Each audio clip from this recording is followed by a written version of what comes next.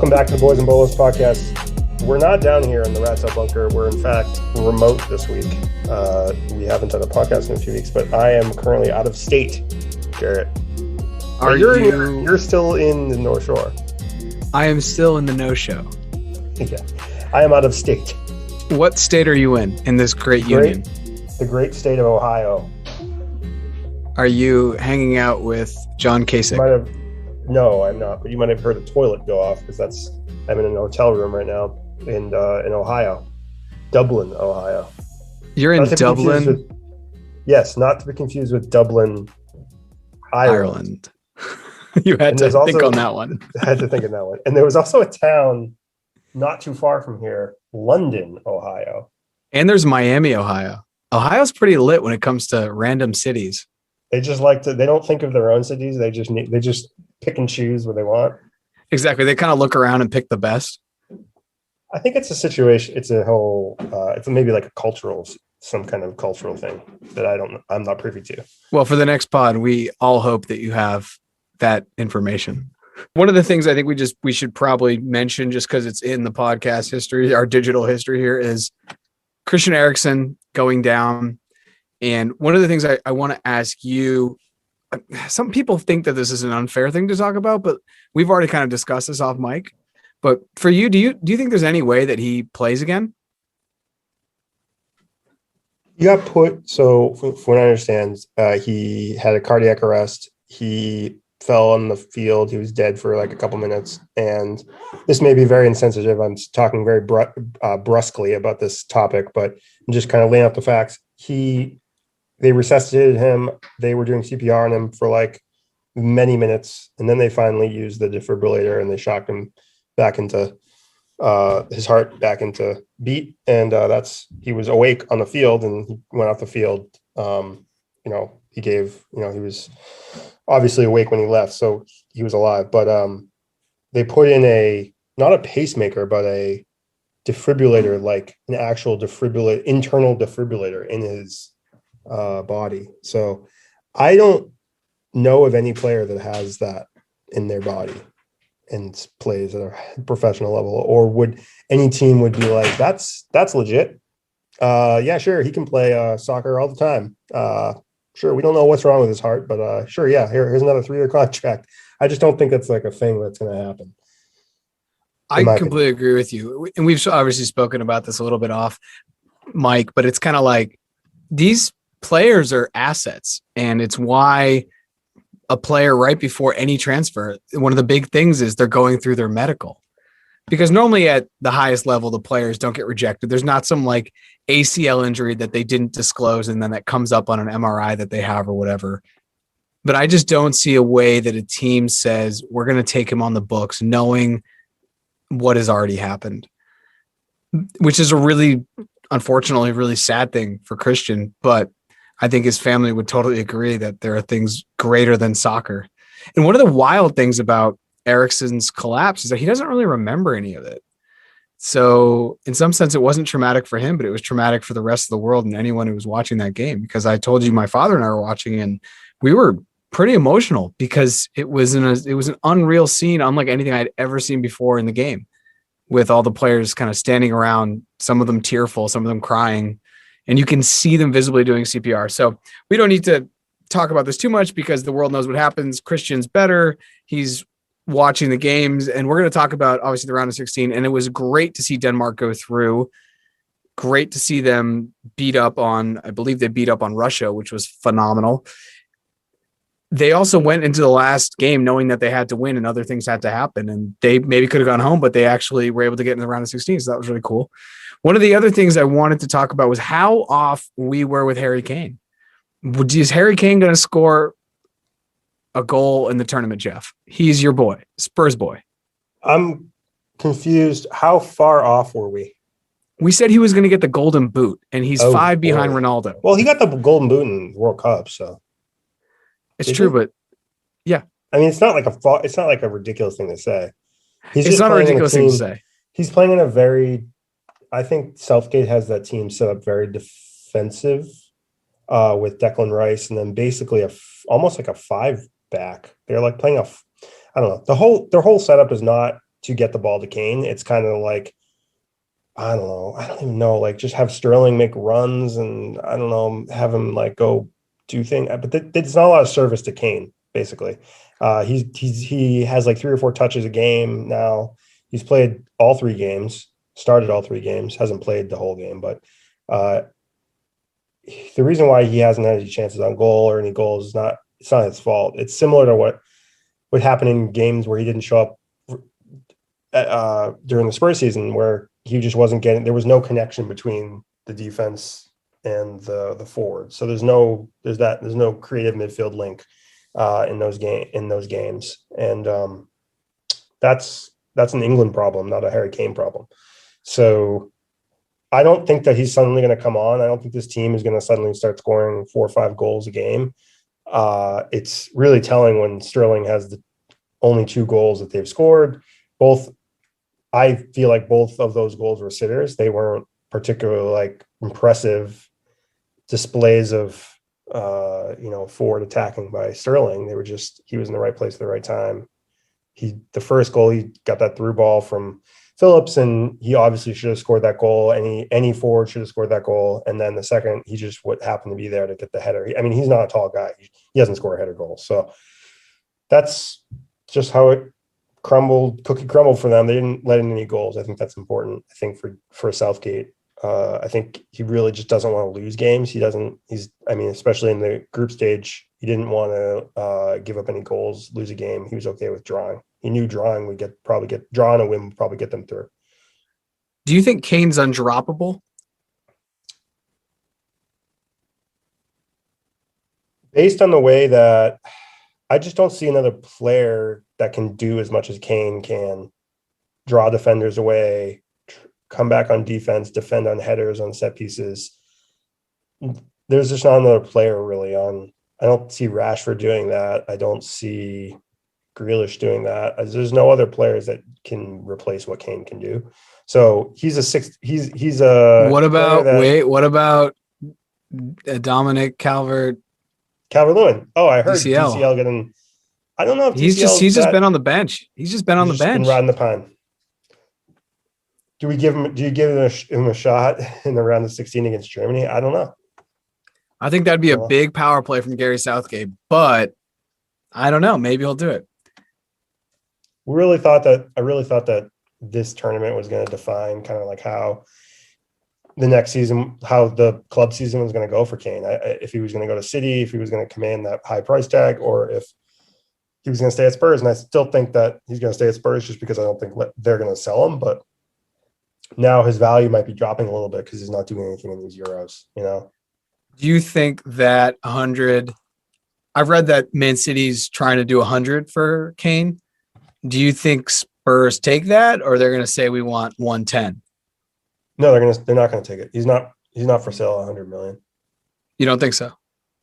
No, and I think it's going to be this most Spursy thing when he gets injured halfway through the season, or he doesn't score as many goals and his value drops, and then they are left with a player that has no value. Like, they're going to be left holding the bag. Yeah, it's a real quagmire. They could have cashed in and they didn't. That's a total Spurs thing. They could have cashed in, but they didn't. And then now they're left with the player that's just winding down his contract, and then he'll go anywhere on a free. And then he'll probably end up playing really well. So I've heard that City is willing to wait another year. I also heard that City offered 100 million and like Sterling and Jesus, or Sterling and/or Jesus, but Spurs weren't interested. I just don't think Spurs want to. I don't think 100 million Spurs are going to bite. One of the crazier things that I actually want you to talk about, because I feel like you maybe understand it a little bit better than I do, is the Chilwell Mount Billy Gilmore situation, because you and I had picked Mason Mount to be the young player of the tournament, which is probably likely not going to happen.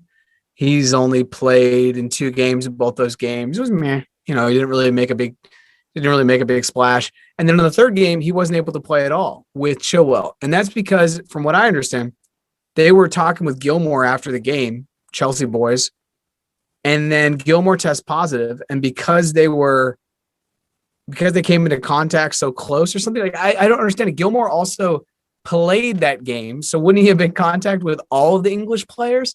The whole thing just seemed really funky. And then, correct me if I'm wrong, but then Chilwell and Mount then couldn't play the next game for England. Yet all the Scottish players got to play for Scotland, even though Gilmore was in a locker room with them. Is that kind of what happened? Yeah. So from my understanding the way it transpired was at the end of the game, they were all kind of like talking and were in close contact. And I guess they talked for a while. So it wasn't just like, hey, good game, bro. Nice job. See you like in a couple of weeks. It was like, they were like hugging and like chatting for a while. It was like minutes, many minutes. And so like, I guess by all standards of COVID protocol, they had broken that protocol where they were in close contact with another player and then that player tests positive. They didn't necessarily do anything wrong, but the fact that they were with him that long, especially on camera, especially after that it showed that they were potentially, exposed to Gilmore. And then, but it does really the big thing is it raised a question for me is that, I mean, Gilmore probably spends a hell of a lot more time with his Scottish teammates, especially at this time. That's what I'm saying. He's sharing a hotel room with one of them playing cards at night or sitting around talking. The whole thing was weird. And for me, I think you hit the nail on the head that I hadn't thought about until you said it, but it's the optics. They were just seen on camera. Therefore, UEFA had to step in and say, okay, you two guys are done because of the optics. And speaking of the optics too, it was wild to see that UEFA during Pride Month wouldn't let the Allianz be lit up with rainbow colors. UEFA is they're not reading the room, right? Right. That was very surprising. They're not political. They don't get involved in political matters. And this was a political matter because they're lighting it up because Hungary's playing Germany and Hungary it was very convoluted. Hungary's government is not down with the LGBTQIA plus community. And so for that, the whole thing was just very strange. It was very strange. And it's one of those things too, where when you say, oh, I don't want to get political about it, but the decision you make then is actually a political one, because UEFA not allowing the Allianz to be lit up was a huge political statement. And then there was that pitch invader who ran around with the rainbow flag right in front of Hungary. So it was just kind of like, I don't know. There's just so much in play right now at this Euros on a geopolitical level. And that's why I was so pumped to see Denmark kick the crap out of Russia. But anyways, neither here nor there. Let's look at the round of 16, because I think there are some crazy juicy matchups. And then there's also some matchups that, there's some matchups where you maybe have wanted to see these two teams play further down the way. But as it is, because of the group of death, you're going to see some big teams play early. And so you want to start, right away, Belgium, Portugal. These are two teams which we've outlined as likely winners. So who do you have in this game? I didn't see this shaking out the way it shook up, but Portugal played meh during the group stage. They kind of came alive in the last game. I see Belgium seeing this one through. They have the defense that can stop Cristiano, barring a penalty in the box. I think the reason why he's in the Golden Boot conversation is because of penalty kicks. But this Portugal team lets in goals. So I just think Belgium's better. I just think Belgium is a better all-around team. Even with Lukaku playing, I think De Bruyne's getting back to full health. I think he didn't play the first game. Is that right?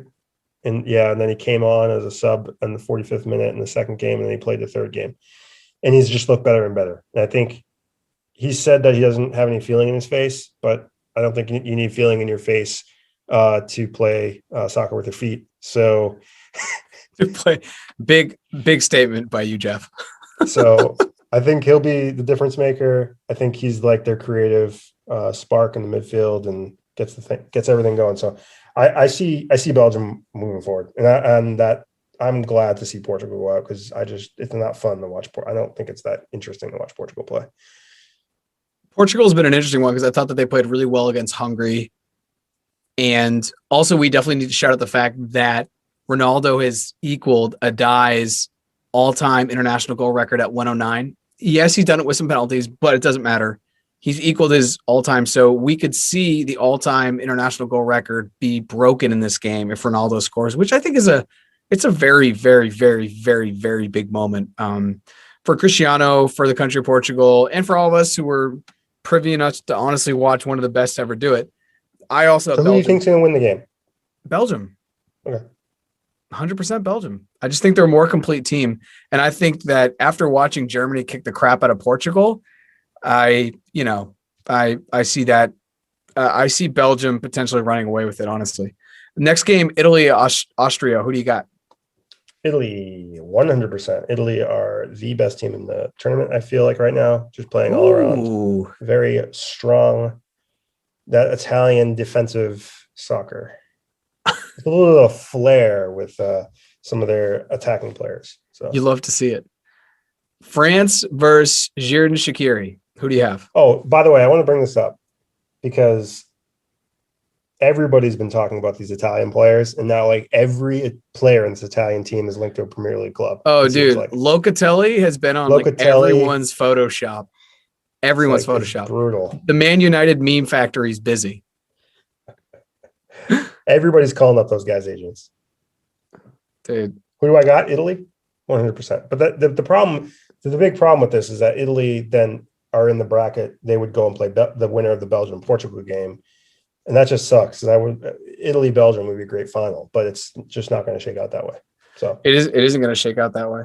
But can we do all round of 16 and then we'll do round of 8? All round of 16. Sorry. Yeah. So please answer my question. France versus the human cube starting 11, Jarrett and Shaqiri. You got, dude, he's so fire.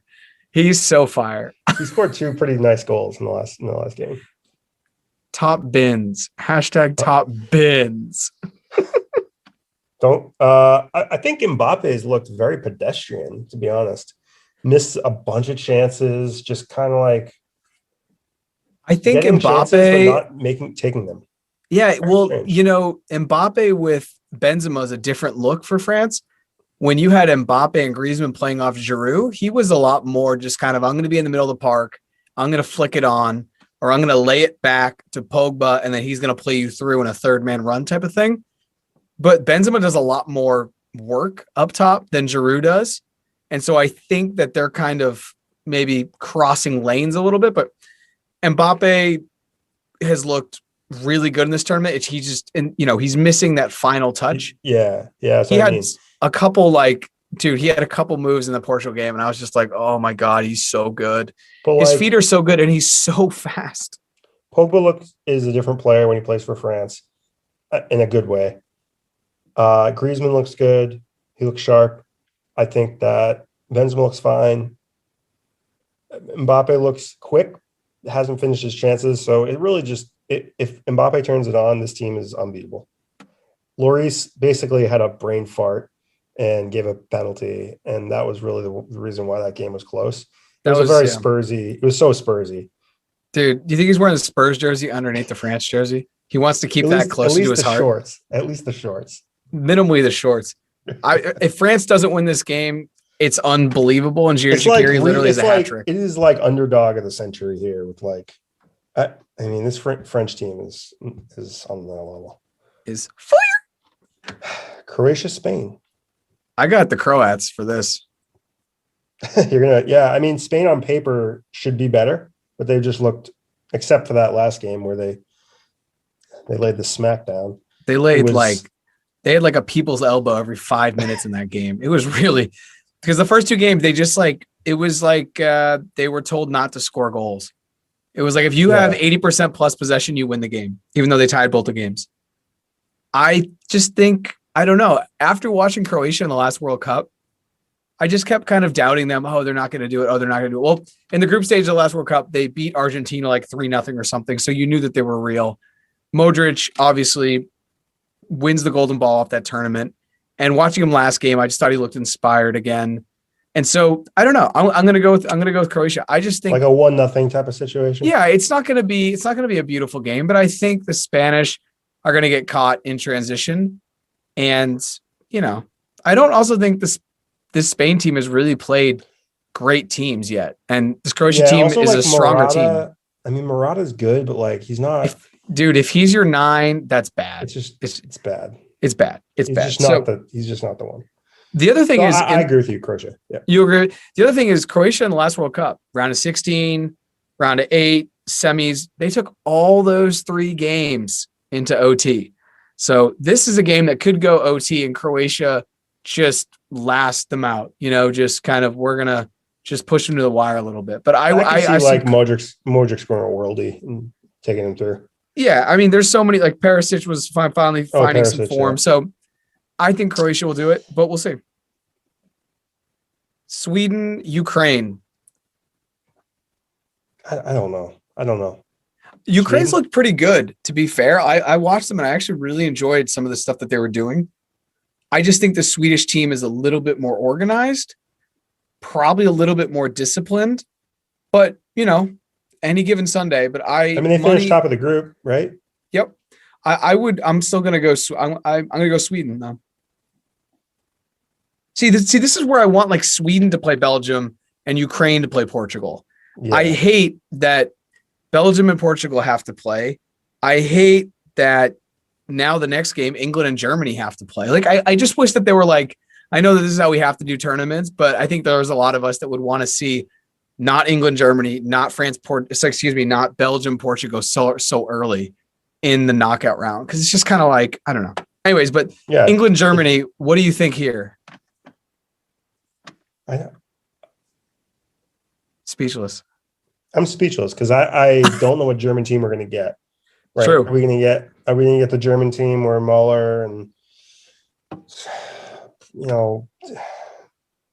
doing things in the midfield? I mean, playing well. I don't know. I don't know what German team we're going to get. And so I'm going to say England because they can grind out a win. I think they're going to grind this win out. I think they're just going to.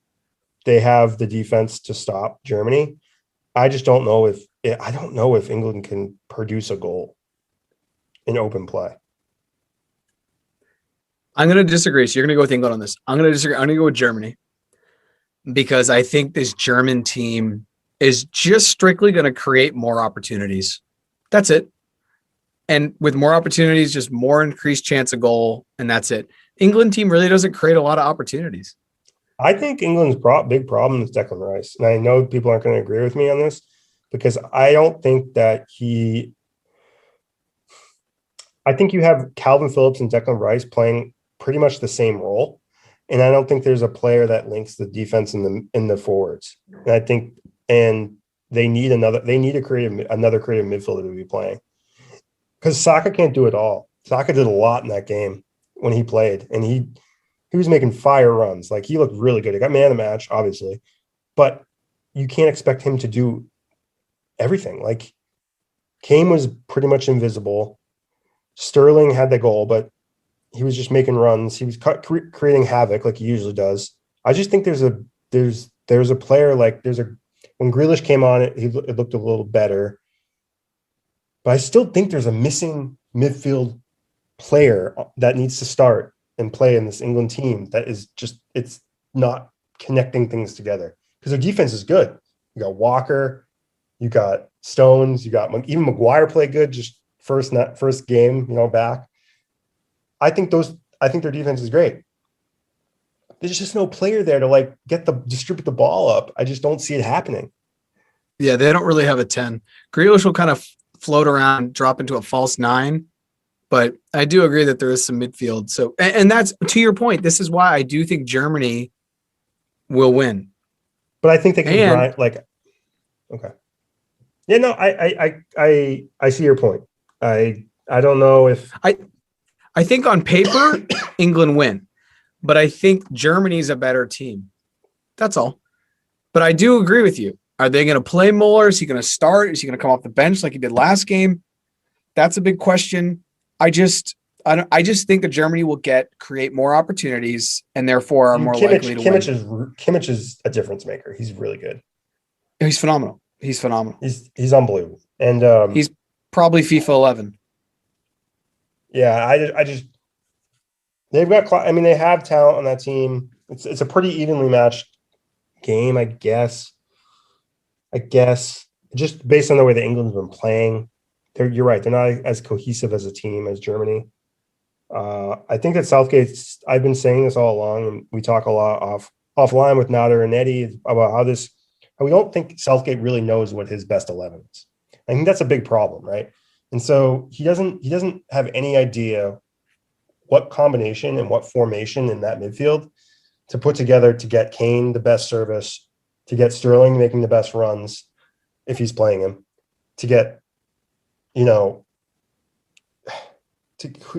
he wants to play Rashford, if he should be playing DC, he doesn't know. I think it's like it's too many. It's like an embarrassment of riches. He's like got too many good players. Yeah, he has so many options. He has so many options because in the last game, he brings on Rashford, right? Foden didn't even play last game. Does he bring DCL off the bench? He has so many options, and not just at forward, but like all over the field. I mean, Reece James and Ben Chilwell, obviously Chilwell wasn't around for last game, but like those guys ball. He just has so many options. I really do think Mason Mount needs to play well. He needs to start, he needs to play well, and he needs to be that player that's linking up. He needs to play as well as he played during the club season for the team. One of the things too with the English team is when Phillips and Rice play, then they're going to play basically with two holders, and then they leave Mount up top, for example. I think that they're good enough. They only need to play with one holder and then push the two up right behind Kane. And it's just going to be a lot more dynamic. And if John Scheimer's listening to this, that's the way he and I like to play, with one holder, two kind of like 10s, you could call them. But it just makes the midfield so much more dynamic. And it also creates problems when the other team turns it over. If they have a holding midfielder, or if they have two, then you have a 1-to-1 situation. If they have a one holder, you have a 2-to-1 situation. So when the transition happens, you have two guys who, if they win the ball, they're more likely to make a direct straight ball pass into the 9 or, into a run. So I would like to see Gary be a little bit less conservative, because if England goes out and tries not to lose, they will lose, because Germany's going to go out and try to win this game. Germany are almost lucky to be here. I mean, I thought Hungary was going to knock them out, and it was 2-1. I was like losing my shit. Germany ties it up 1-1, and then Hungary scored moments after that with that ridiculous goal, where first time I've seen Neuer in a long time kind of get caught in no man's land. But I don't know. This game is going to be probably overtime. Would you concur? I agree. That's why I said grind it out. Okay. So you're going to go England. I'm going to go Germany. Let's go to the next game. Netherlands, Czech. This is one of those games where I have not been too impressed by the Czech Republic. In the England game, I was just kind of like, whatever. But this is a game where I think Czech Republic could surprise and maybe could beat Holland. I'm picking Holland to win, but I'm just kind of calling out the fact that I think this could be kind of like an upset. Did you also pick Memphis Depay as Golden Boot? I picked Memphis Depay as Golden Boot just because he had to play against North Macedonia. I believe he scored 2 goals. I mean, Ronaldo's going to win the Golden Boot unless Lukaku does a tap dance on Portugal, scores a couple goals, and then, Belgium continue on in the tournament, so he just has more games. But I think Ronaldo will probably win the Golden Boot, because someone now has to score 6 goals, because if you tie Ronaldo and you score 5 goals, he will have done it in a shorter amount of time now, even if the tournament stops tomorrow. So someone's going to have to score 6 goals. I picked Memphis Depay for Golden Boot kind of as a long shot, but I do think the Netherlands will win this, and then I think they'll beat in the round of 8 their potential opponents, whoever they are. So who do you think the Czech Republic has a chance to win this? No, I think it's going to be Netherlands. Okay. So last game on the round of 16, Wales and Denmark.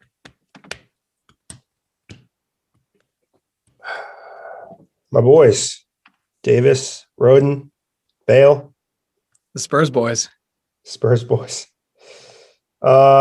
Denmark, I think Denmark are going to play inspired.